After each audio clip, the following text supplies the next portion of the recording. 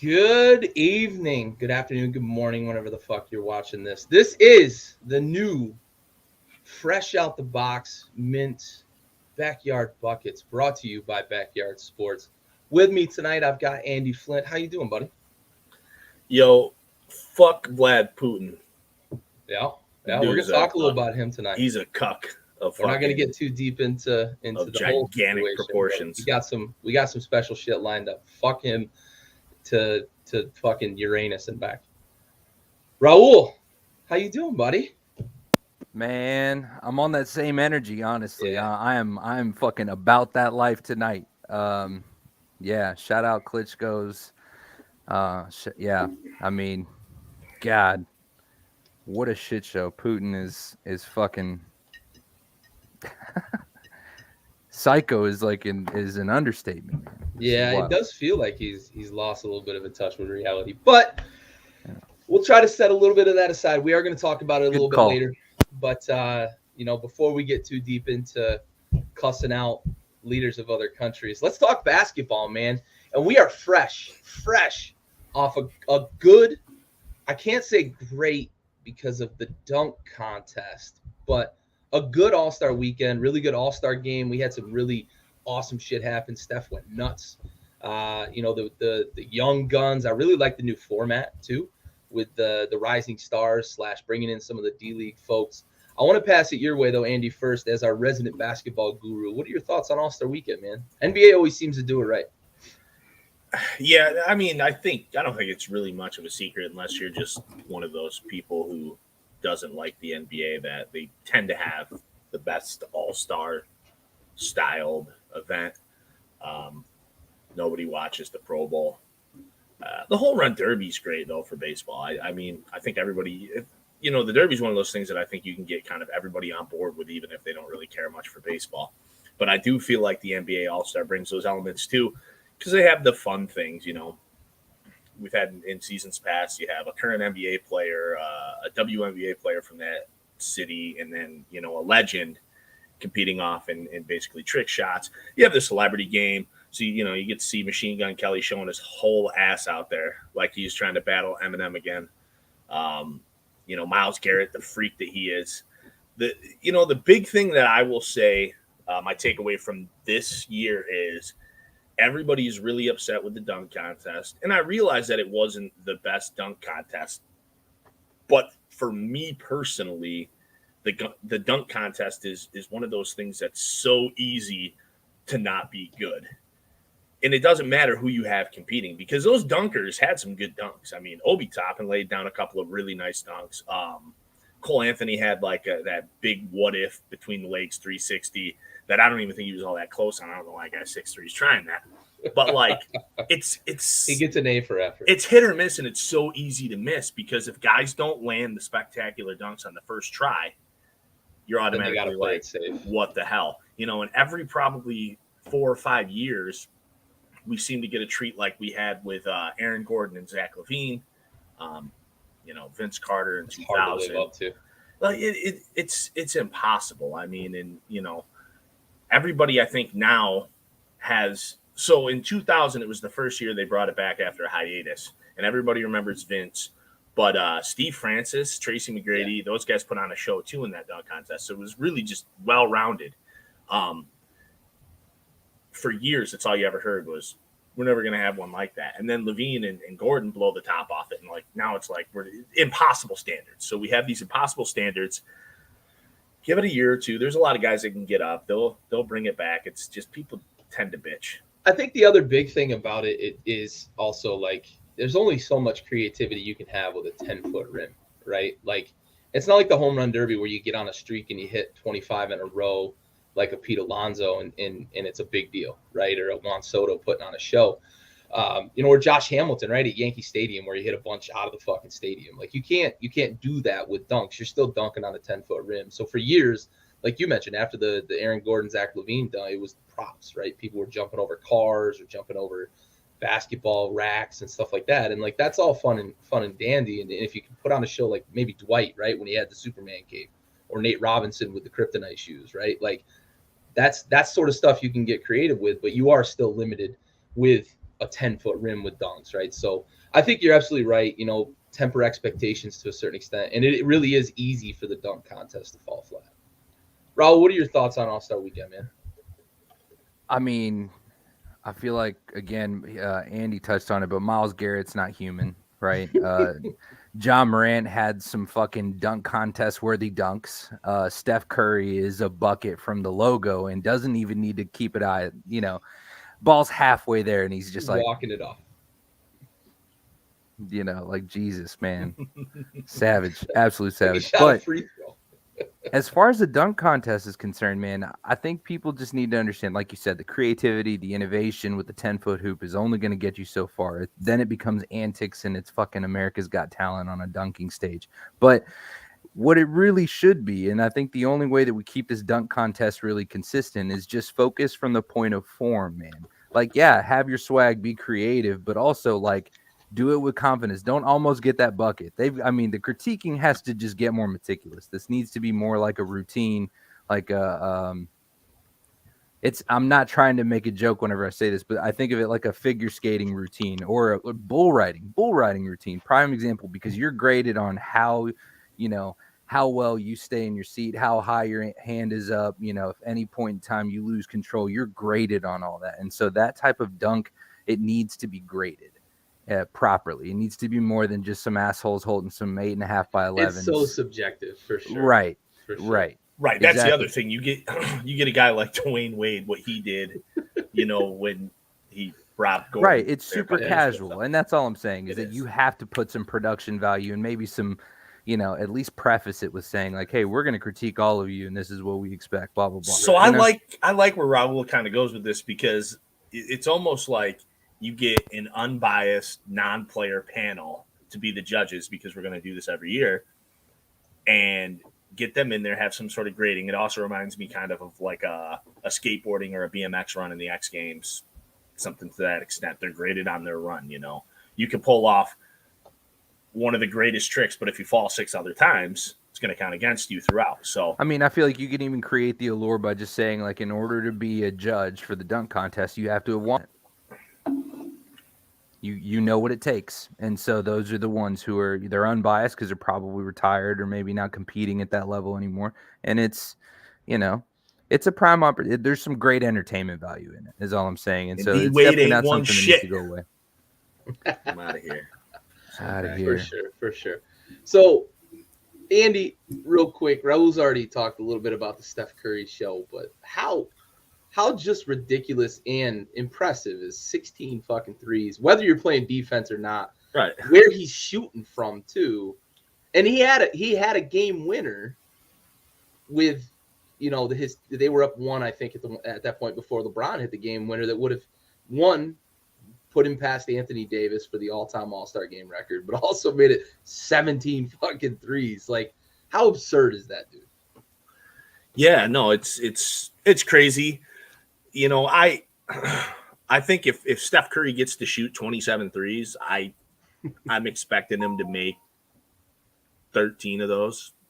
So, to kind of up the ante a little bit, a little less pressure, I think, to make 16. It's awesome. Yeah. And it's great. It's great because we're to the point now where there's no defense played, which is fine, because with a game like basketball, you can still put a product out there. It isn't like watching a football game where they can't tackle. So it's great. So it's nice to see somebody besides all of the highlight dunks, a guy who barely dunks to just get out there. Ja did hit his head on the fucking rafters. Oh, absolutely. And there were still some awesome dunks, but it's like, Steph Curry, for all intents and purposes, isn't your guy who's traditionally built to wow in the All-Star game, because it is mostly dunks or wide open dunks and things like that. Yeah. So he's, where's he going to fit in that? So now he's just out there cracking it open from wherever he wants. And I mean, he's not the first guy to go bananas from three, but he definitely does it differently. Oh, he did it the best. I mean, obviously. So, I mean, again, it's one of those things where I kind of like temper my expectations a little bit, because I expect Steph Curry to hold those kinds of records. But yeah, it was exciting. It was awesome. And again, it wasn't like I never pull away from that game feeling like, oh, that sucked. I mean, I knew what it was going to be going in, and I enjoyed it. Right, you're not there to watch defense either, right? You're not there to watch an all-star game. You want to watch defense, tune into the finals. I mean, speaking of Steph Curry, he laid down on a fast break on defense before when Giannis was coming. So, I mean, you're not. They're out there. They're trying not to get hurt. They're having fun. You're pulling into the final stretch of the season, and most of these guys are going to be on playoff potential. So, yeah, you're just having fun, giving the fans a show. Yeah, for sure. Well, let's transition a little bit to some smoke that emerged not long after the All-Star game kind of, came to pass. And JJ Redick comes out and gives us some honesty that we love to hear from athletes, right? We don't get it very often. We don't get these takes from athletes. We don't get these takes from teammates and former teammates very often. But he comes out and says flat out, Zion is not only a bad teammate, but he's a detriment to that team, right? Like you could be a bad teammate, but he doesn't take it professionally. He's not there to contribute. Short of saying he ate himself out of the league, essentially. He says he doesn't take care of his body. He's not there to work. And we're going to talk about the trade deadline in a minute, but like the face of that franchise hasn't even touched base with their newest all-star acquisition, one of the premier scorers in this league. He hasn't even touched base with the guy since he's been traded to New Orleans. And JJ says like that's what we've come to know from Zion. Raul, I'm going to go to you first. What are your thoughts on Zion? Is this a big deal? Does New Orleans need to move on? Well, I think we certainly live in an age because of how well connected athletes are with social media. And in this case with JJ, I mean, the man was in front of a camera, so he had no problem issuing out the smoke. But I think that because of this, JJ Redick was cool handing it out, is because we live in the social media age, and with that comes accountability. You get a different side of people's lives all the time, and Zion's doesn't shy from social media, and with that comes he's everyone gets to see that he's not invested in his fucking team. He's clearly not taking care of himself. And then on top of that, I mean, to hear this from JJ Redick, I feel like just kind of it confirms what a lot of people were maybe thinking or on the fence about. If anybody was waffling, they are waffling no more, or they shouldn't.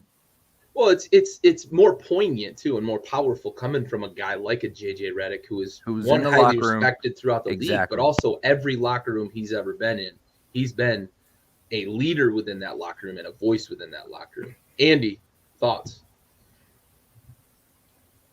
I don't like it. I don't like it because where it's coming from. Now, I like that JJ spoke his truth because, I hope that's how he feels and he's not just in front of the camera now. Piling on. How much these two haven't even spent much time together. So I don't know if I completely trust where this is coming from. Now, I completely agree that Zion's not doing what he's supposed to do in terms of commitment with his body. However, JJ's sort of leading us to believe this narrative that I don't know if is true or not about Zion. It's almost like he didn't say this, but it's almost like he said Zion Williamson's a bad teammate. And I don't know if that's true. And I haven't heard any of his teammates speak up on this. I mean, in fact, CJ McCollum is kind of like, shut the fuck up, everybody. He's rehabbing. He wants to do it in peace. That's why he hasn't touched base with me. I think we expect way more out of a guy that age than then is possible.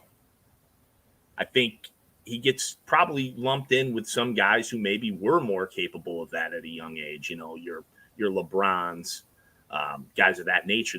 It's probably not the same thing. Not everybody's the same. So I don't really want to go down the route of him being a bad teammate, because that's what everybody believes now. Whether Redick said it or not, he alluded to that. And I don't know if it's true. I kind of think it's trash. And I don't think that they spent enough time together. And I don't think that JJ Redick probably wasn't hanging out with Zion. I mean, they're different age. I haven't heard a younger teammate on that team say anything. So until we hear something concrete like that, I don't really want to run with it. I think. Do you think that anybody actively in that locker room would be honest, though? Probably. This is the day and age of players doing and saying what they want. I don't think so. You don't think so? No, I think JJ Redick's on the outside, and he can talk that shit because he's not going to have to share a lot. Right, and listen, man, and I like JJ Redick. I'm probably the only person in the world that wanted Orlando to draft JJ Redick back then. I liked him when he was there. Honestly, but I see this take, and I see the timing of it, and now he's on TV, and the way he worded things, and it seems kind of fucking weird to me. I think it's simple. I think JJ Redick is at least wanting some acknowledgement that at minimum, he's not the fucking prodigy that everyone expected him to be. Whether it be from injury or not, he's not that, and that is expected. Like LeBron, in order to get to where he is, needed to be a fucking prodigy and needed to be dedicated to his craft. And there's been plenty of reasons to believe that he's not dedicated to his craft. Now, granted, but I think the CJ McCollum thing is light. Like it's overkill of a response, sure, but it's still accountability that's due. It's like, I think that's something we expect, but I think right. Andy's onto something. While I think that there is some fire here behind this smoke, I do understand what Andy's saying, right? Like, they didn't spend a lot of time together. JJ was there when he was a rookie and saw how he acted as a rookie. A lot of people can act like an asshole as a rookie, right? But the expectation to have, not everybody's built to be the ambassador of a team either, right? Like, not everybody's built to be that guy. Like, not everybody's Joe Burrow. Some people are Justin Herbert, right? Or, LeBron versus other guys that are quiet. Kevin Durant's kind of a quiet leader, except on social media where he gets in his feelings all the time. But, so I think you have that, right? Where it could be some of that dichotomy where JJ thinks of leadership as one thing. Zion didn't exhibit that, and JJ reads that as he's not committed to his craft. He's not committed to the team. And I don't think we can debate, right, that he, to this point, has clearly not been dedicated to his craft, right? And Andy, you put it perfectly, I think, in chat the other day when we were talking, is it just doesn't feel like he loves the game, right? And that may be the case. So, and again, I don't argue that he's not doing what he's supposed to as a teammate professionally, as it, in regards to himself being in shape, beyond the court, being there.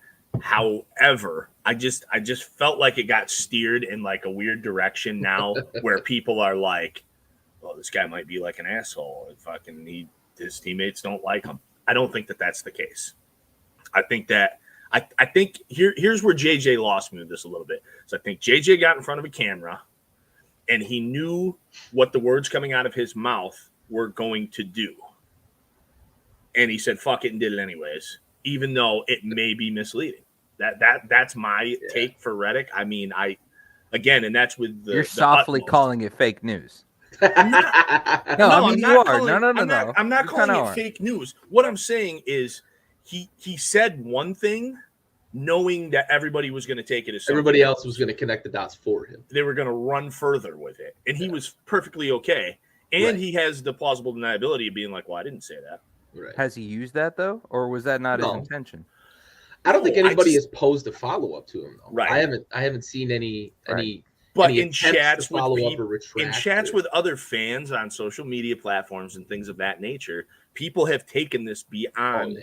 What Redick said. It's the implication for me. Yeah. I ain't right. New Orleans needs to get rid of him. It is on Redick because he knew goddamn well what he was doing. He's a smart guy.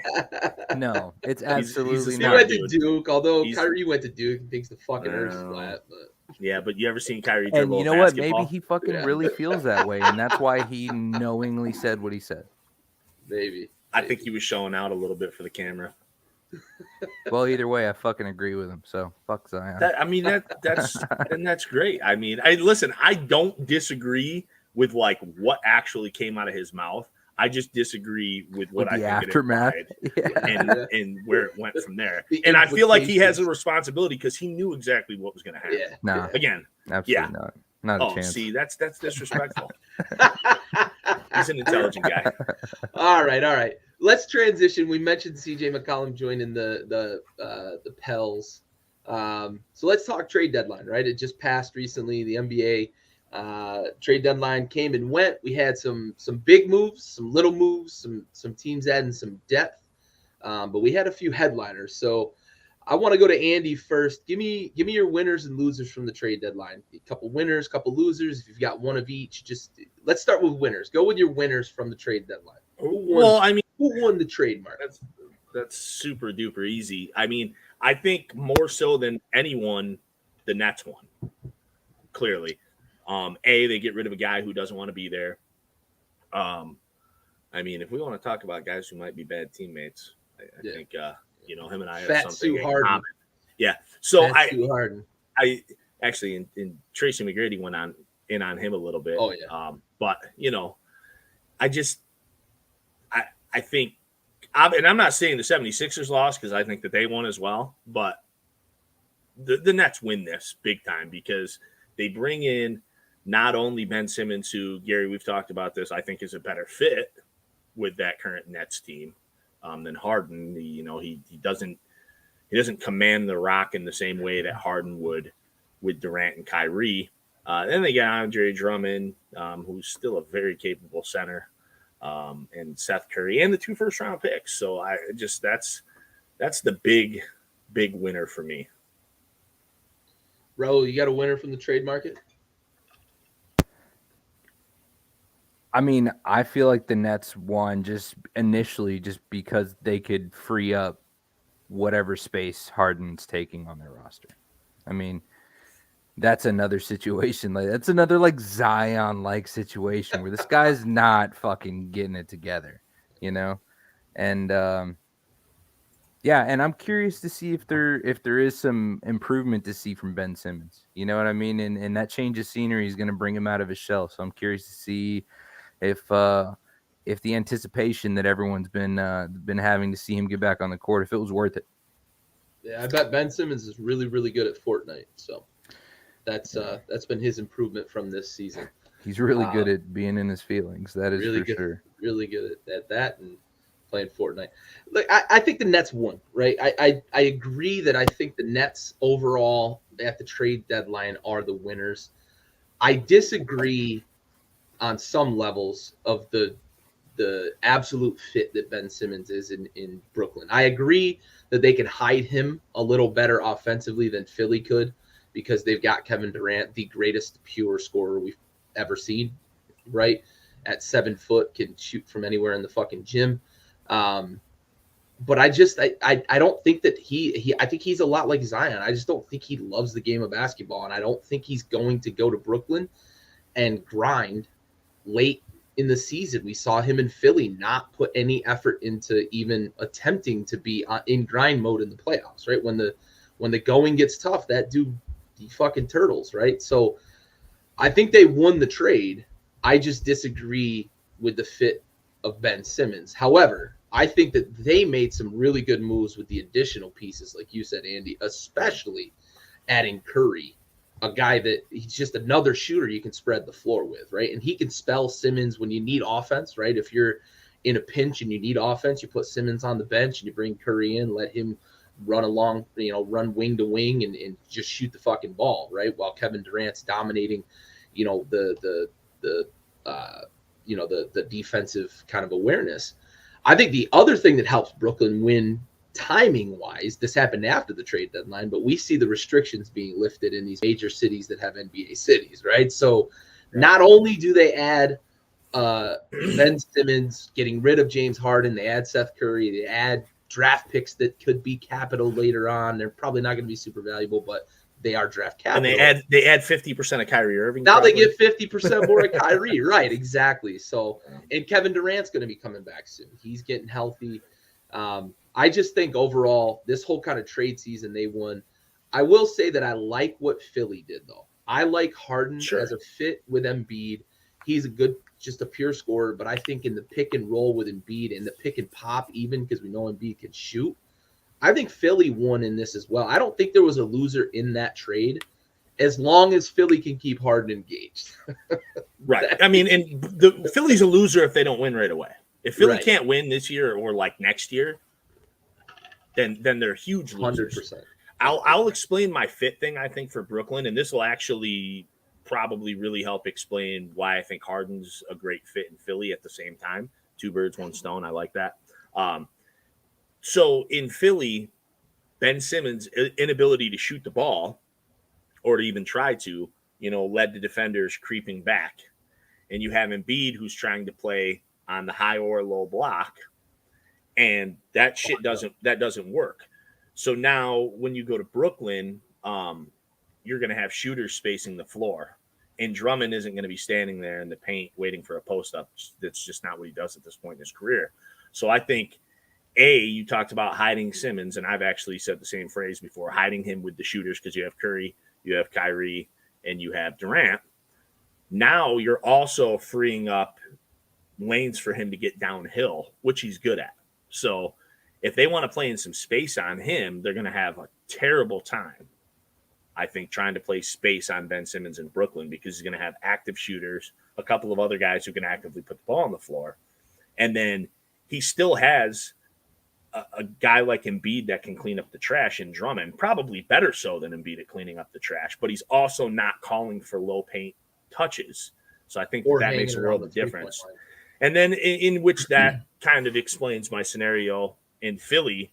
Now Embiid, obviously he's had it this year anyways without Simmons, but he's not going to have to worry about that deep defender, because if you play that way on Harden, he's scoring 60.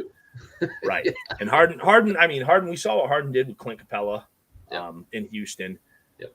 Very good at the pick and roll. Very good at getting his big guy the ball in spots where the big guy is going to be successful. Yep. So it should work for both teams.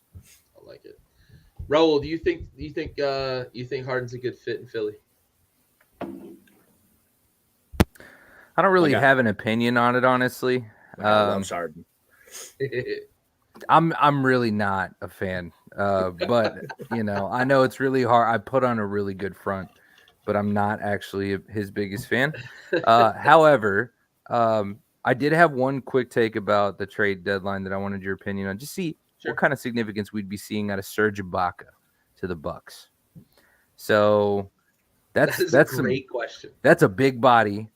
The post, a versatile big body too. That's a seasoned veteran fucking champion. Yep. Bobby Portis, who plays defense. Really, Serge may have a championship, or he spreads the floor. He can still shoot the ball. Yep. A vet, so he knows what he's doing. Not only is he a vet, but he championship caliber vet. OKC late runs in the playoff vet. Not the shot blocker he used to be, but still decent. And he's actually a decent on the ball defender too. Probably 3 through 5. So yeah, he can. It's huge for the Bucks, who are still my favorite. I'm really fighting, hanging on, huh? Yeah, I think so. Yeah, I agree. I don't think there's anything wrong with that. Yeah, I love the Ibaka pickup for them. I think it's just one more piece that they can use to guard several positions. Right. He can guard big twos too, right? Like those combo kind of wing guards, right? The bigger, Klay Thompson size guys. He can guard those kind of guys if he has to. So that's so much versatility that they add. Andy, you mentioned the on-ball defense. Like everybody thinks of Ibaka and they think back to when he used to block 2.5, 3 shots a game. He's not that guy anymore, but he can still lock you up on the perimeter. And still bang down low, with the fives that want to get down there. So I think that is an immense pickup for them. Team's got a ton of length. Sneaky great pickup. And you look at how much fucking length they got. You mentioned Portis. You talk about Giannis and Ibaka. Fucking. Even their guards. Holiday's long. Very. It's just he's a nasty defender too. You know, I'm a little sad that they lost DiVincenzo. I thought that he was a good guy for them off the bench. He was good in the playoffs. So I just, but I mean that's the real cog, because everything else they gave up was like Rodney Hood. So you gotta give things to get things, I guess. Even when you're dealing with the Kings, who probably would have let them just like. Yeah, if they'd have just offered a couple of green gummy bears, they might have gotten them. Well, you have the Kings, and that was like a 4-team deal or whatever. I'm talking like 3-4. Not even a bag. Yeah, right. You don't even get a handful; you just get a few. Yeah. You get the Kings in a 4-team deal, and they're like, "We'll just take all of the scrubs." Yeah, give us every shit player you got. We'll give you all our good guys. Like, what a fucking terrible. The Kings are the real fucking statues of liberty. We'll take your week. We'll take your poor. We will send you $100 million. Either though, yeah, because they do it to themselves. Like they're just terrible. They still are the losers, if that's what we're segueing. Because let's hear it. No fucking buddy trades a second-year guy who had such a he's essentially the third best rookie from last year, and that's behind Edwards and LaMelo, who are already pretty fucking good.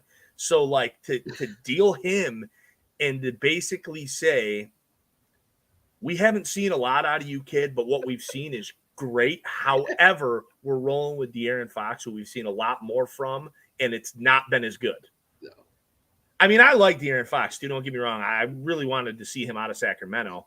Oddly enough, one of the things, and I think I said this to you guys, one of the big things that I saw somebody projecting like the day before the deadline was De'Aaron Fox to the Pacers. So he was close. He just didn't really calculate how inept the fucking Kings are. Fucking Halberton. Like, what the fuck? He must be elated to get out of there. He must be, man. He must be. They could have traded him to fucking Europe. He'd have probably been happy. And speaking of Europe, poor fucking Sabonis, too. This fucking guy. Dude, Jesus Christ. Like, God. You go from Indiana, where they're kind of struggling, but still respectable, to fucking purgatory. Like, right. They have a pedigree in Indiana, at least. So, like, that team expects to win. That franchise expects to win. Now you're in the Kings, who the only time they've done anything good was fucking Chris Webber era. Stove chiming in from the Backyard Sports page. Fuck Harden. Damn. Raul, any dissenting opinion on the losers at the trade deadline? Are the Kings kind of the far and away losers, or do we have somebody else? Yeah, I'm honestly kind of salty about Jesus Christ. It's like sneezed hard and that hurt. Anyways,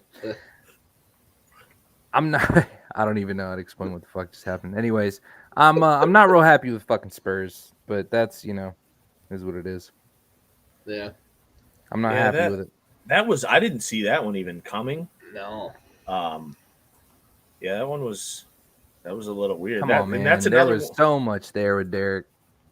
Right, and that's another one of those ones that's a little sneaky too, like the Ibaka thing, because like Thad Young still has some in the tank.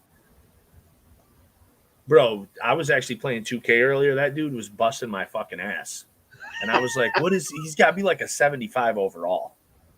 And he's just whooping Aaron Gordon's ass, because I got a shooting guard on my player. And like I'm playing on the Nuggets, and he's just taking it to Gordon and Joker. I'm like, what the fuck is this guy doing? Thad Young's that old dude at the Y that just whoops your ass, and you get done, and you're like, how the fuck did that just happen? Yeah, I mean, he's if you think back to Thad Young too, he's one of those guys. I think where was he? Philly? That he was like one of the first 3-4 merge kind of guys, like when it was becoming popular. Yep. That was Philly, right? Yeah, it was Philly. They had that team, actually. They had a lot of cool young pieces back on that Philly team with Thad Young. Yeah, 100 years ago. I'll present one more loser. I think this is a combo platter. Portland and New Orleans. Like Portland, because for so many years they've tried to hold on, and they haven't put enough around Dame Lillard. And really, Lillard is kind of the loser in all this because he goes and has abdominal surgery after finding out that he had a hernia for the last decade and just played through it. Like, how do you just play through a fucking hernia? He's like, yeah, my abs just hurt. I do sit-ups and my abs hurt. Like, yeah, there's a problem, buddy. He's like, I just thought I was sore from doing sit-ups. Like, no, come on. There's something there. But I feel bad for Dame. Like, he's going to be stuck in fucking basketball hell until they finally trade him, if they trade him. And on the opposite side, like New Orleans, I get it. CJ's a big time player, right? But like, it doesn't make any sense to me that they're pushing hard to bring in a guy like McCollum.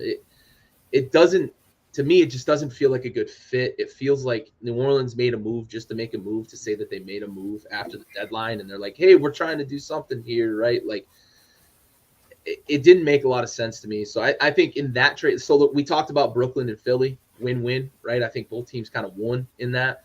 I think this one's a lose-lose. And in the end, I feel the worst for Dame.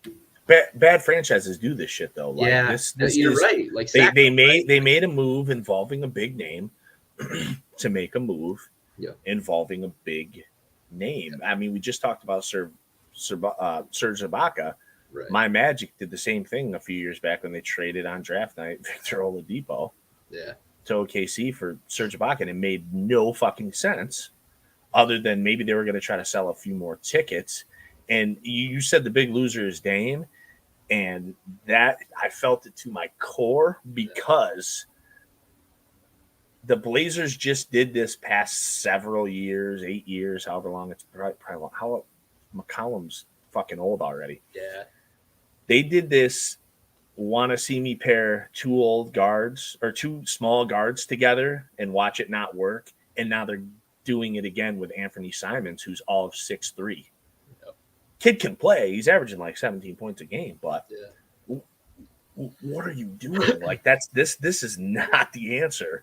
You basically are playing 2 point guards. I've said that for years. McCollum to me was kind of probably the guy who should be on the ball.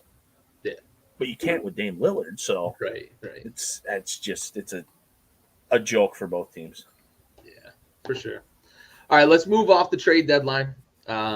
Let's talk about the rest of the season. Right, we're at the quote unquote halfway point. Right, All-Star break comes well after the halfway point in terms of games, but it's the break. Right, so now we're in crunch time. We're in the stretch run here, and we are approaching when we start talking playoffs, right? So let's talk about favorite in the East. Andy, who's your favorite in the East? Dude, you really put me on the spot first.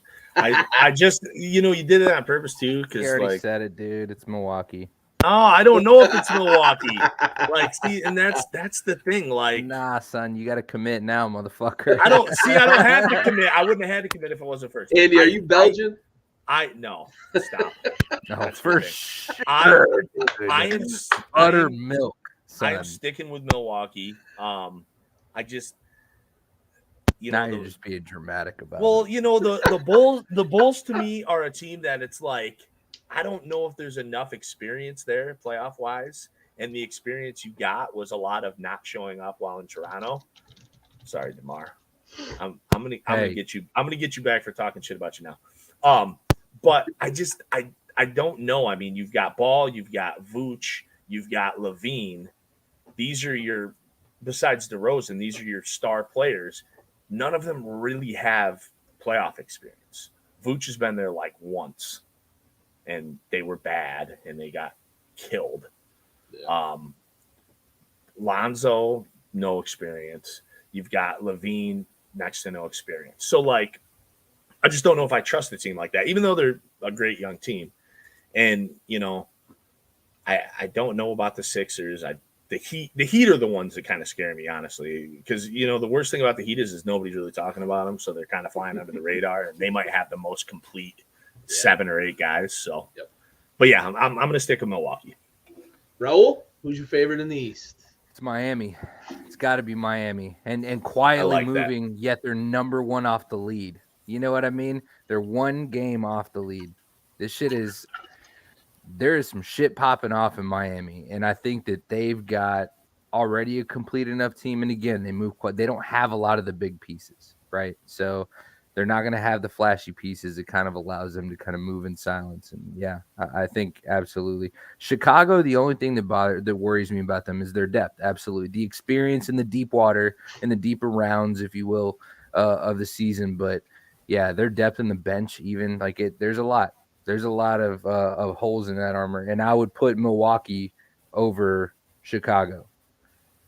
And you got Miami, and they still might get Oladipo back. So yeah. I've got my top 3 right now is Miami, Milwaukee, and the Sixers. Yeah, I hate to talk bad about the Bulls. I feel like, depending on the matchup, they can lose the first round. So wow. No, yeah, I like those 2 picks. I think that's a good top 3. I think the reality of what Brooklyn has coming back has to have them in the picture. You get the Durantula back, and you get Seth Curry, and now you get 50% of Kyrie back. Hey, no, but real quick, just before we move forward, never say Durantula again, though, right? You didn't like that one, huh? No, bro, I like it because Durant hates it. I should use it more because he doesn't like it, and he fucking whatever he's not about, I'm about. He is fun to fuck with because he's so in his feelings about it. He really does. He's probably on Twitter right now bitching about it. Oh, he's got the burners. It's proven. Dude, if you said something to him on Twitter right now, you'd get a DM from Devin Currant, and he'd be like, "Yo, this isn't KD, but you better stop." Yo, and it's hey, KD, yo, that was a video. Yeah, we got it. Anyway, I like all that. I'm gonna go with Milwaukee. Milwaukee's been my pick from the start. I like that they kept a lot of that roster together, and I like that they've got a lot of playoff seasoning. And then adding Serge Ibaka, in the chat I expressed my love of that move, and I feel even better about it watching how pieces have kind of come together. With them and looking at the way they can kind of mesh rosters and whatnot. So I'm with Milwaukee. I think Brooklyn's going to be a problem in the playoffs with how much scoring they have. If they can get exactly what Andy says they're going to get out of Ben Simmons, I think that they will have a very, very good shot at being that team to push Milwaukee and potentially win the East. I just personally don't have the confidence that they're going to get that out of Ben Simmons. Maybe it's a personal thing. I think the guy's kind of a piece of shit, right? So I may not be able to get past that. So a nightmare scenario that, is kind of close to being a reality at this point could very well be that the Bulls might have to play a team like the Nets first round. I think Chicago's a bit of fool's gold too. I did want to finish with that. I think they're a little bit of fool's gold. I don't want to call them fool's gold.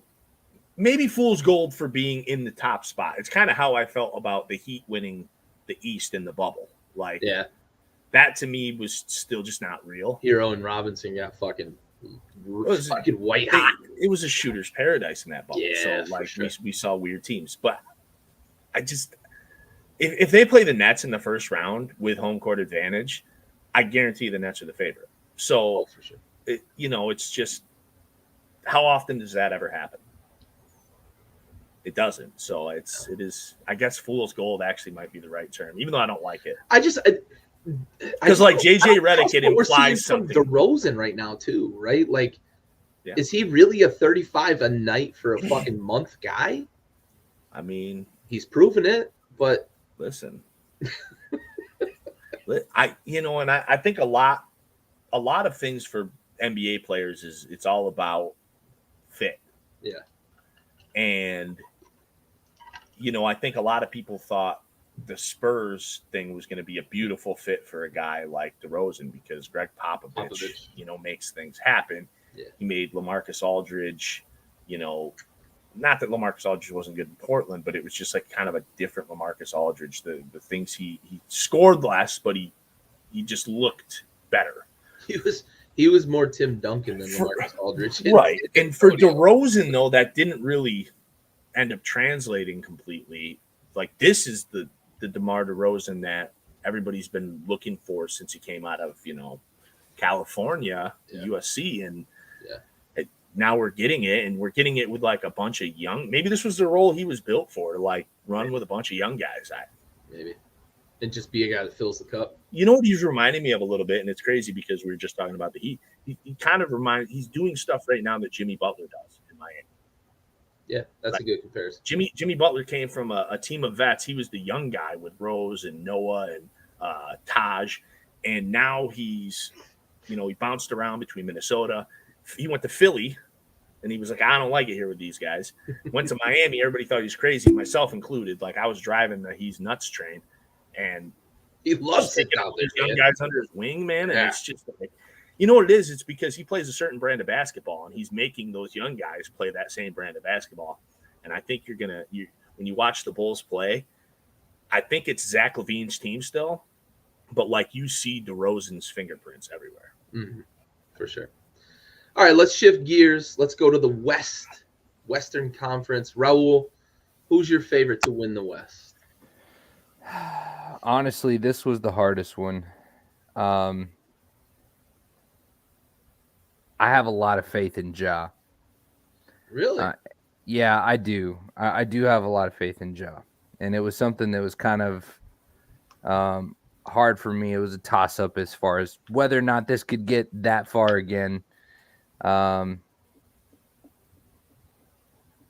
fucking, Golden State still plays. So, I mean, Golden State is probably my favorite to take the West. Okay. And it's purely the safe bet, admittedly, but like, come on, tried and true, man. This is, for sure. We're talking about Tom Brady right now in Golden State. Andy, who's winning the West? I think there's only two acceptable answers here. I thought Raul was going to fuck that up right away because the Grizzlies are not one. And the Grizzlies I love Ja. No, I love Ja. Listen, I love Ja too. I like Clark. I want to blindly support him. Desmond Bane. I like that team, but I get a lot of what I was just saying about the Bulls with them. They're young. It's hard for me to rely on a young team like that. So I think the only two answers, obviously, I'm talking Suns Warriors. Oh my God, I don't even want to say this, to be honest with you, but I think I agree with Raul. I think to be able to hold the raft afloat while we're waiting for Klay Thompson to come back, and they're getting a lot out of their young guys. Obviously Curry and Draymond Green's playing his role. Toscano Anderson has been a fucking revelation for them. Yeah, Wiggins. I mean, they've just, but these younger guys they've drafted the last couple of years have really, bought in. Kerr's doing a great job. I wanted to say the Suns. The Suns are the team I want because, I'm still hoping that, I'd still love to see Chris Paul CP3 win one, and I like Bridges and I like Booker and stuff like that. But I can't, man. It's like betting against the house in Vegas with the Warriors. I just think they're going to be too good. Klay's going to be full steam in 20 games. Yep. It's hard to go against Golden State. Yep. And what do we have coming in 20 games? It's when games start to matter. Right. Yeah, I'm with you, Andy. I'm clean sweep for the Warriors. It was Suns or Warriors for me, and I really, really do want to see CP3 win one. I think last year was the window for them. They were healthy. Other teams were hurt. They played really well in the playoffs. I thought Chris Paul was the MVP last year. I was very vocal about that. I do want to see him get one. I just don't see it happening this year because, as you said, Klay Thompson's going to be full steam in about 20 games, and that's going to be perfect timing for them. And for them to be winning this many games while just letting him just chuck and get in basketball shape, that's a big fucking deal. Draymond is Draymond. He's going to be able to, engineer that defense, and Steve Kerr's done a tremendous job. This Warriors team reminds me of the pre-Durant Warriors. They're deep. They've got a lot of young talent, and Steph Curry's out of his fucking mind. Klay Thompson is about to be in full swing, and Draymond Green is the best defensive player in the league. I just think that this team really reminds me of the pre-Durant Warriors with how deep they go on the bench too, man. They get so much production out of that bench. And in playoff time, we know how important benches are in the playoffs. So it's to me, this is the Warriors and the Suns. I think we'll see them in the finals. I just think the Warriors are going to have a bit too much firepower for them. And they play incredible defense. They're back to playing just insane defense across 4 out of 5 positions because Steph Curry just plays passing lanes. Yeah, I think the matchups will be bad for Phoenix if they have to play the Warriors. That was really kind of what did it for me. Was seeing those two at the end of it in the West, and I don't love it. You mentioned Wiggins too. Like Steve Kerr has gotten so much out of Wiggins. Like this is Wiggins a little less than what we expected coming out of college, but like Wiggins is a legitimate star in this league now in Golden State. Well, and I thought Wiggins was playing really good basketball in Minnesota. He just the problem was Minnesota needed Wiggins to be LeBron James, a superstar, and he was slated as a superstar, and that's not who he is. He's not a superstar, no. But he can be a really good third option in the league. But he's been a second option all year though. Yeah. So I mean that's very encouraging, and I mean now with Clay coming back, and the other thing is Clay. I mean we'll see how he's holding up, but Clay and Wiggins playing defense on your wings. That's 2 really good defenders there, and then you have Draymond also. So they're going to be tough. I really worry about the Suns being able to hang with them. Oh God, this kid. We're not counting the Joker out. We're counting the rest of his team out. They're going to have a lot of trouble. Chris Paul can't guard anyone right now. I mean, he can, but to ask him to guard Steph Curry at this age is chase him around the floor all night. Booker, and you don't want Booker covering him. Booker can't guard anyone. Bridges is their only, in that starting lineup is their only viable. I mean, but he's not guarding Steph either. So, yeah, Bridges is covering Wiggins or he's covering Clay. Right. Yeah, it's going to be tough. Because you put Booker or CP3 on Wiggins or Clay, like they're just going to eat. Right. 20 years ago, I mean, you could just say, hey, let's work inside and overpower them with our size, but it's just not. It ain't like that anymore. I will go back to what Brett said. I think that Denver is always a wild card because we've seen them have some really surprising success in the last couple of playoffs. And they've played a lot of this year without Jamal Murray, and they should be back at full strength by the time the playoffs come, pending health, of course. And I think they could be dangerous for some higher seeds for sure. They could be. I mean, I'm not saying they're the favorite in the West. The Jazz are another one. Get out of here, Brett. Go to bed. The Jazz are another one that are, habitual. Yeah, like we haven't even mentioned the Jazz. Yeah, I mean, because it's exactly what the Jazz are. They're kind of just they're there. I mean, they're good, but they're deep. They're kind of nice. They're kind of nice. They play defense. They never seem to get over the hill though, and that is different than when I say they're okay as shit. Okay as shit. I can tell you right now though, I don't trust the Grizzlies because of the youth. I don't trust the Mavs. I don't trust the Timberwolves. Maybe I take it back. I think the Lakers are going to win. LeBron's going into playoff mode. Just LeBron, because fucking Anthony Davis, who somebody on my timeline calls him street clothes. And Charles Barkley called him street clothes. That shit cracks me up, dude. Fuck, it was Bart. Awesome. It did come from Barkley, but I guess somebody on my timeline that always calls him street clothes. I love it. And he is, man. All right, so we got one more topic before we get to our salute to service, and then we'll finish up with our final topic after the salute. We got a pretty special salute tonight. But let's talk real quick.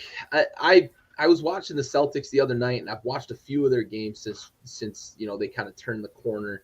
And it's this stat really is kind of why I presented this question. They are the best defense in the league since January 1st, right? And it's not close. They're better by a fairly good margin since January 1st. Ime Udoka's got them playing really good defense. They're long. They can defend across the board with everybody they've got. Horford has been Al Horford for them. And, Jason Tatum's playing really good defense. Jaylen Brown is showing how good he can be on defense. And, of course, Marcus Smart, right? Like, he's one of the premier defenders in this league. Given that, with their defensive prowess right now, is Boston a threat in the East, or are they fool's gold? Because they've won 14 of 16, right? They not only have been playing crazy good defense, but they're winning games. They've won 14 of their last 16. I'm going to start with you, Raul. Is Boston a threat in the East, or are they fool's gold? I think that they're fool's gold. I think that there's still some building, and there's consistency, there's coaching, there's chemistry, there's all kinds of things that I feel like any one thing at a time could be called missing. And so one thing that's consistent, injury prone, there's all kinds of things that are wrong with that team, but there's also, I don't know, they're misfiring gun. Sometimes it's the fucking bullets and sometimes it's the gun. But, You get that filed down firing pin. Yeah, Andy, real smooth. Boston a threat or no? This one, I don't know, man. I'm gonna fucking waffle on this one for real. Oh, this one's tough because it's the Belgians. All kinds of Belgians been fucking waffling today. I'm gonna say yes, they are. And actually, it's weird because like 40 minutes ago I said no. You did. And that was like a knee jerk. I just think looking at like they're 4.5 games out of first place. Okay. The team directly in front of them by a game is Cleveland. If we want to talk fool's gold, I could give you a whole show on why Cleveland is. Yeah. So, that being said, I don't think they get ahead of Philly, Milwaukee, Miami, and Chicago. So I think that, 5 is probably the ceiling for them. But, if they're at 5, they probably play. Here you go. Waffling. Yeah, I think they're a threat. And now you talked about them being the number 1 defense since January 1st. They're the number 3 defense since the beginning of the season. Right. And there's only 2 teams ahead of them, which I don't know if you guys know who those 2 teams are, but one of them's fucking Cleveland. So I Golden feel State's the other one, right? Which undermines the other one has out there. The other one has the softest European dude ever on their team. So it's the Mavericks. Is number 2. No. Yeah. Wow, that's crazy. I thought Golden the Warriors State's, were up there at one they're point. 4. Maybe they fell off a little bit then. Okay. Yeah. So it's. I'm gonna call them a threat. I'm gonna call them a threat mostly because I think the East is a little weird. But the Mavs and the Cavaliers. So by threat, you're arguing they could be a top 5. I'm arguing that they could make a run in the East. Yeah. Yeah. Okay. Fair enough. Yeah, I went back and forth a lot on this, and I know it was my question, right? Because I think they rely too much on Tatum and Brown for scoring. So I think in the playoffs they're going to. Those are the only 2 guys that can score. Yeah, exactly. Right. They've built that roster that essentially it's them 2, and then there's some complementary pieces. If Marcus Smart can make threes, if Grant Williams can continue to make threes, maybe they've got enough complementary pieces to make a run in the playoffs. I'm going to say yes because defense travels, right? Ime Udoka's got them playing fucking unbelievable defense, something I wouldn't have expected from a team that's got Jason Tatum as like its pivot point, right? But that dude is like, he's willing now to play defense and playing very good defense, defending multiple positions. I watched them the other night against Brooklyn, and I know Brooklyn's missing some pieces, but Stan Van Gundy kept highlighting how well they switch on the ball, and it's fucking unreal. In the NBA, like a lot of teams don't switch very well because they just don't care to switch very well on defense. They play a lot of like off the ball. I'm going to challenge here. I'm going to go over screens, and that's it. They switch like crazy, and it is seamless. It's unbelievable. It doesn't matter who's on the floor either. They've got 8-9 guys that they'll play, and they switch, and it is just seamless, picking up dudes and in communication. And a lot of times they're not even talking, and they're just naturally switching. So I think that defense is going to travel. And I think if they can get enough from those other pieces, I mentioned Smart, I mentioned Grant Williams, if Al Horford can give them 8 or 10 points a game, in the playoffs and continue to play some of that inside presence, I think Boston can make some noise. And you mentioned the matchup, right? They may end up playing, they could play a Cleveland, they could play, Chicago, or, it ain't going to be Cleveland, but Cleveland's dropping. There's no fucking valid. All right. Valid. They might drop down to 12 in 20 games. I don't. But so I want that matchup in the first round, and then after that, once you get past the first round, kind of all bets are off. I want to kind of piggyback a little bit off of what you were saying real quick, because you're talking about defense travels and defense being utterly important. We know that defense becomes substantially more important in the playoffs. Absolutely. So, given that, and I'm looking here, and so if you have the Bulls, the Heat, the Sixers, the Bucks, I'm thinking confidently they're going to play one of those teams in the first round, because I think one of those teams will be the 4. I'm thinking Philly, and I'm thinking they're going to be the 5. That's just my guesstimation for now. So if you have the best defense in the series and you're playing heads and shoulders above the opposition, the only missing factor is the best offensive player in the series. And I almost think against any of those teams not named Milwaukee, Jason Tatum can be the best offensive player in the series. Yeah. I watched Jason Tatum last year be damn near the best offensive player in a series against the Brooklyn fucking Nets. Yeah. Yep. Okay. And I mean, he had to do a little more than everybody on the Nets. However, he was precise. He was surgical. Yep. So if they're playing the Sixers, I think Tatum has the ability to be the best offense player on the floor. Same thing with the Heat or the Bulls. Maybe not with the Bucks, because Giannis is a fucking alien. But I think the combination of your argument and my weird brain, I think I'm kind of talking myself into the Celtics here. That's so weird. Yeah, score one for the home team. Get your shit together, dude. I don't know what I'm doing, man.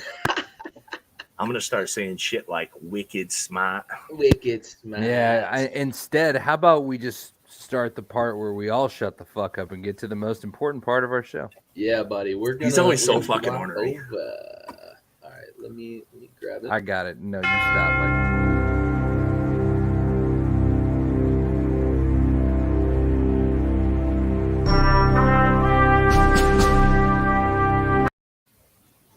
All right. I've got some overlays here I'm going to share. We've got a smattering of pictures and shares and social media posts that we're going to share here. It starts here with this Ukrainian Fulcrum pilot. And now, I hope that this dude is real. There are some reports coming out that this is kind of a morale booster type thing. But this dude, the Ghost of Kiev, has taken out single-handedly in a single day 6 Russian aircraft. Godspeed and happy hunting. That's the best line I've seen on social media. Bro, you'll never convince me it's not real. First ace of the century. The millennium, bro. Yeah, the millennium. First ace of the millennium. Bro, if that's got, I hope that's real. I really do. I hope it's real. I hope so bad that it's real. Then we've got former heavyweight champion Vladimir Klitschko and his brother Vitaly Klitschko. We'll share some pictures here of the Klitschko family taking up arms in Ukraine. All right. One, Vladimir is the mayor of Kiev, and Vitaly went to the reserves in Ukraine to train in anticipation of this potential outcome. Badass motherfuckers. I will say this, though. Wait, Vladimir Klitschko is the mayor? The mayor of Kiev. I saw that in writing earlier, and I thought it was like Nope, he is the mayor of Kiev. What the fuck? Who needs a gun, though, when you've got fucking anvils for fists? Fuck around and find out, Russia. Fuck around and find out. And then we're going to finish here with maybe the greatest line in the history of warfare. USS Snake Island here. Raul put this together for us. So Snake Island, an island in the Baltic Sea, was approached by a Russian warship, and the Russian warship came over the airwaves and said, "Put down your weapons, surrender now, and nobody will die." To which they replied, Russian warship, go fuck yourself. So, with all that, I also want to add there is a woman in Ukraine who walked up to an armed Russian soldier and How old offered was to this put. woman, Gary? She was 40s, 50s, No, she was like 80. 80. She wasn't older. Bro, she lived a good life. She didn't care what Lived she a said. good life.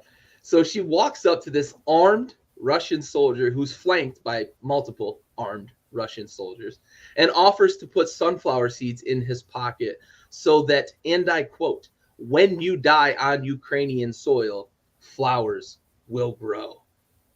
That woman has the biggest dick in this war, bar none. That's some Dude. big dick energy. So, I mean, if she went to Russia, she would certainly have the biggest dick. so for everybody over there in Ukraine fighting the good fight, pushing back the Russian forces, telling Vlad to go suck your dick, we salute you. Godspeed. Happy hunting. Fuck some shit up. May freedom prevail. And Russian warship, go fuck yourself. Go fuck Go yourself. fuck yourself. This is the fucking We have the watch. greatest thing ever. We have the watch. That is the greatest, single greatest radio transmission I've ever heard in my life. Dude, Russian Just warship, the absolute fuck confidence in yourself. that audio clip. Just Go fuck yourself. that's sick. And knowing that they were gonna die. And Yep. it was imminent. It was right after. Go fuck yourself. Right. Well, you know, the shit on a heavier note, that Snake Island was a pretty important portion. So, you know, now that's a little. I just wish fucking Vlad Putin would go fuck himself. So, like, Yeah. what a fucking twat, dude. What a twat. I'll tell you what, why don't we just trade him Kazakhstan, right? Like, let's give him that big ass chunk of land. And that way he could be, free range. And then free range. And then the rest of free range Putin. And then the rest of us can get on with our fucking lives, dude. Holy shit. Oh, dude. Just man. like free range beer meat. All right, let's finish up here. Let's talk about the MVP race. Yeah. Right? We've got a handful of guys, and right now the odds-on favorites in Vegas are Joel Embiid, who is the favorite right now, Nikola Jokic, and Giannis Antetokounmpo, followed by we've got Curry, DeRozan, Morant, Booker, Doncic, Durant, all mixed in there. So I want to go around. I want two things, right? We're going to talk about who you think is going to win, and then we'll frame it as kind of your I said it all year last year about CP3, right? The real MVP, right? So, Andy, who do you think is going to win? Let's start there. I think Jokic is going to win. And I will say for good reason. You can go across a lot of things. One of the things I really like to look at, obviously, besides like a team record, because, turns out that's kind of important. Win shares is a big one for me. Yeah. And Embiid is the odds-on favorite right now. But, the Joker's got nearly 11 in the win shares department, which is number one, as where Embiid is down at like 8. So, yeah, there's that. I just think especially now with Harden coming in, he was supposed to debut tonight. I don't even have anything on. I don't know what time the game was. But that's going to affect him. Jokic is established in his role. I feel like that, he's going to be the odds-on favorite. And I would have way less of a problem with it, him than Embiid personally. Okay. Raul, who do you think is going to win the MVP? So I didn't really talk about it much whenever we were discussing the Nets and the Harden trade, but I like that chemistry that could build up with Embiid and Harden, and I feel like Embiid, I think he's got it this year. I think that they could make a run, but more importantly, like I don't know. That Ben Simmons and Embiid chemistry was never really established. Like there was moments, there's whatever. But Harden, if he has some good games for the rest of the season, maybe gets his ass together, then I think that Embiid's probably going to be the guy. I think that's a good point. Andy mentioned that Harden has had really good seasons with guys like Clint Capella and other guys that can run that high pick and roll, that he can get the ball with some room to operate underneath. I think that Embiid is going to win it. I just think that the NBA is really, in my opinion, the voters for the MVP award are weird in a lot of ways. Like we saw Michael Jordan lose an MVP because they were tired of voting for Michael Jordan, right? So I think we saw Westbrook get his, and they called it his. He got his, right. Harden, he got his, and I think this year, like last year, it was Joker. We never really see centers kind of get that kind of love, especially like true centers. Like Jokic is as close in this day and age to a true center as we're going to see in terms of a superstar.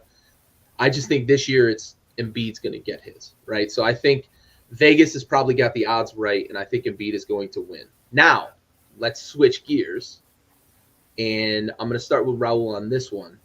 Who do you think should win the MVP? If not Embiid. If you think Embiid should, that's certainly. You're on mute. I don't think he should. I feel like Giannis should be one of the clear cuts, but like my favorite this year is DeMar. Period. Like I love the fucking output we're seeing out of Chicago with DeMar. But I do feel like Giannis is the contender. Jokic is, I think he's the one that's probably going to win.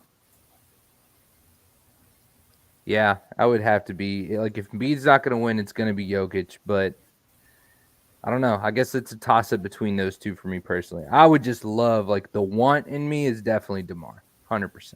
Like, I want to see him get that MVP. Andy, who do you think should win the MVP? I just really wanted to touch on DeMar real quick because I was getting a little pissed off. But as of this afternoon, they changed they finally updated the rankings. So as of yesterday, DeMar DeRozan was ranked 9 in the MVP, which is disrespectful for a guy averaging 28, 5, and 5 on the best team in the East. Right. As of today, he's 4. So he had quite the jump.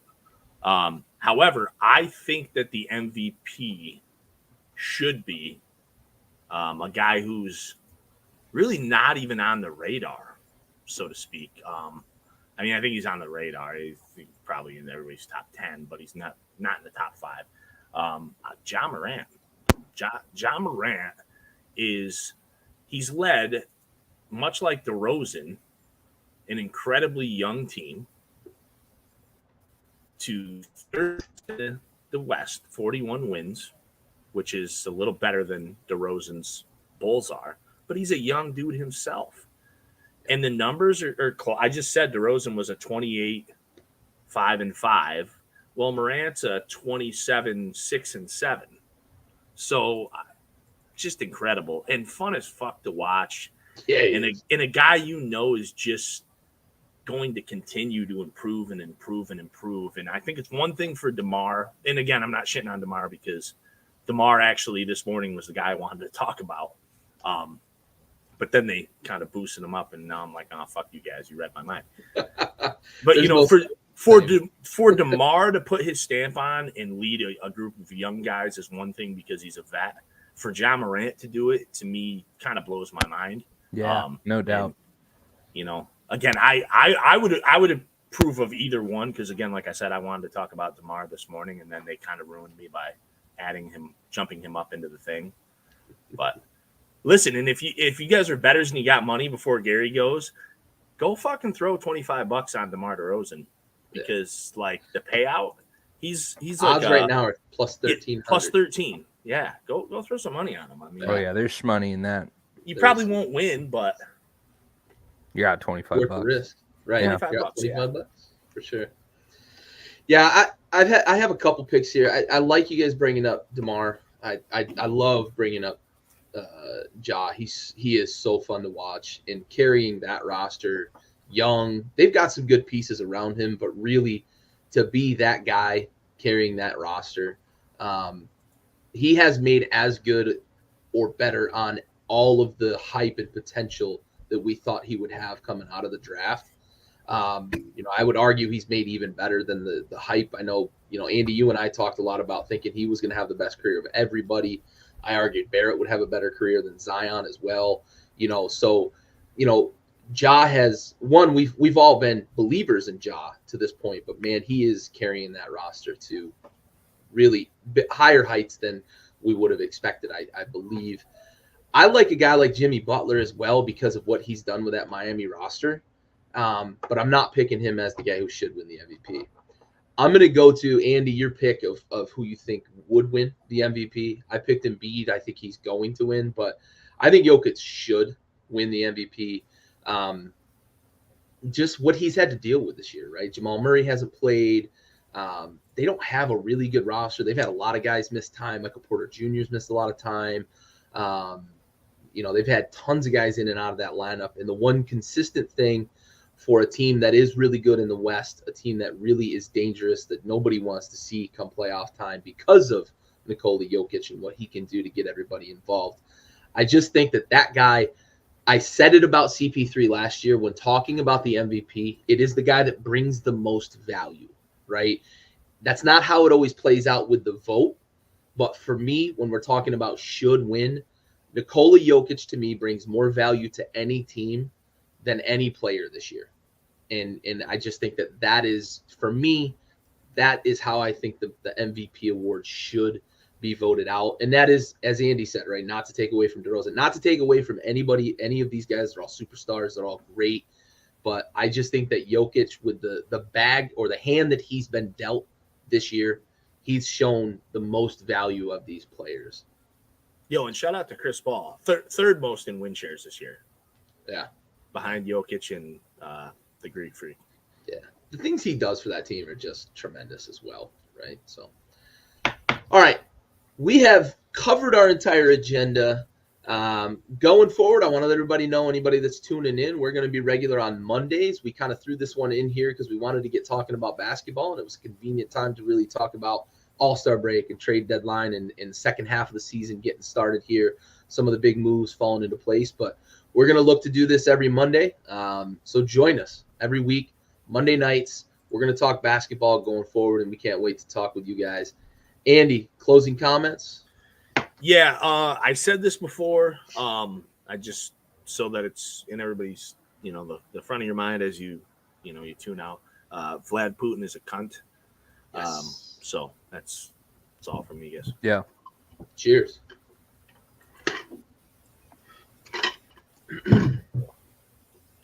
Raul, last thoughts. Long live Snake Island. Yeah, no, for sure. I don't know. I'm going to go right back to kind of figuring out what's going on in Kiev, honestly. Yeah. Like, it's been a great show and all, but seriously, like, I just can't even take my eyes off of it. It's fucking horrible, and It sucks. It really sucks. Yeah, for sure. I'm with you guys. Parting shots. Fuck Putin. Fight strong, Ukraine. Keep fighting the good fight, man. And, whatever support NATO can give you, please maximize it and just keep fighting. Push them motherfuckers back. Fuck those troops. All the atrocities I've seen on social media, running over fucking civilian cars with tanks and just all that shit, man. You can fuck all the way off with that shit. So yeah, for the guys here at Backyard Sports, fuck Putin. We're out.